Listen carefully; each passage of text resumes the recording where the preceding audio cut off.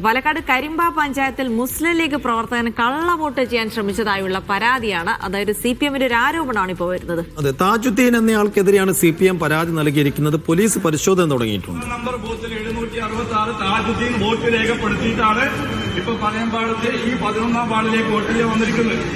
വ്യാപകമായ കള്ളവോട്ടുകളുടെ ശ്രമമാണ്.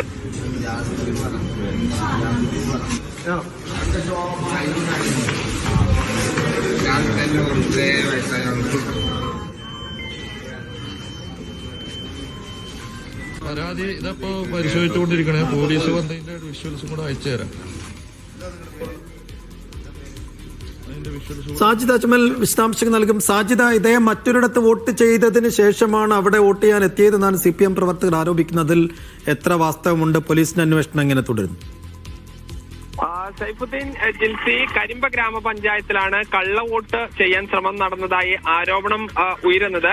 മുസ്ലിം ലീഗ് പ്രവർത്തകൻ കള്ളവോട്ട് ചെയ്യാൻ ശ്രമിച്ചു എന്നുള്ളതാണ് ആരോപണം. DYFIയുടെ ജില്ലാ സെക്രട്ടറി റിയാസുദ്ദീന്റെ ഈ നാടുകൂടിയാണ് ഇത്. റിയാസുദ്ദീൻ ഉൾപ്പെടെ ഈ വിഷയത്തിൽ ഇടപെട്ടിട്ടുണ്ട്. താജുദ്ദീൻ എന്ന വ്യക്തി കരിമ്പ പഞ്ചായത്തിലെ വാർഡ് 15-ലെ ബൂത്തിൽ ആദ്യം വോട്ട് രേഖപ്പെടുത്തി പിന്നീട് വാർഡ് 11-ലും വോട്ട് ചെയ്യാൻ എത്തി എന്നാണ് ആരോപണം. ഇത് സംബന്ധിച്ച് എന്തായാലും പരാതിയും പ്രതിഷേധവും അവിടെ ഉയർന്നിരുന്നു.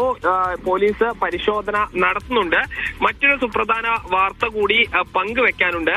അത് പാലക്കാട് നഗരസഭയിലെ കൊപ്പം വാർഡിൽ ഇന്ന് രാവിലെ 19ാം വാർഡാണിത്. ഇന്ന് രാവിലെ BJP സ്ഥാനാർത്ഥി പൂജിച്ച താമര വിതരണം ചെയ്തു. ഇത് ഈ തെരഞ്ഞെടുപ്പ് ചട്ട ലംഘനമാണ് എന്ന് കാണിച്ചുകൊണ്ട് പാലക്കാട് നഗരസഭയുടെ UDF-ന്റെ തെരഞ്ഞെടുപ്പ് committee joint convener Haridas Machingal തെരഞ്ഞെടുപ്പ് കമ്മീഷന് പരാതി നൽകിയിട്ടുണ്ട്.